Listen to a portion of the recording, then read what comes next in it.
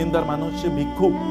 দিনদার মানুষ হচ্ছে কি, তিনি একেবারে দুনিয়ার মধ্যে তার কোনো মানে দুনিয়ার সাথে তার কোনো সংস্পর্শ নাই।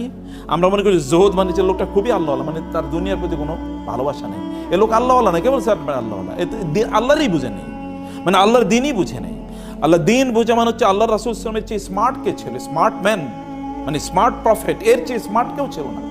রাসূল সাল্লাল্লাহু আলাইহি ওয়াসাল্লাম তিনি সম্পদের কি মালিক ছিলেন না? অবশ্যই ছিলেন সম্পদের মালিক। আপনি খাদিজাতুল কুবরা রাদিয়াল্লাহু তাআলা আনহা, তিনি যখন রাসূল সাল্লাল্লাহু আলাইহি ওয়াসাল্লামকে বিয়ে করেন, খাদিজাতুল কুবরা তো মিলিয়ন অফ তার টাকা ছিল, এই টাকা কই? এগুলো সব তিনি রাসূল সাল্লাল্লাহু আলাইহি ওয়াসাল্লামকে দিয়ে দিয়েছেন।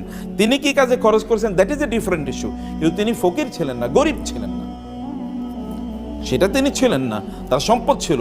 জিবরিল এসে বললেন, আমি এই উহুদ পাহাড়কে আপনার জন্য স্বর্ণে রূপান্তরিত করে দেই।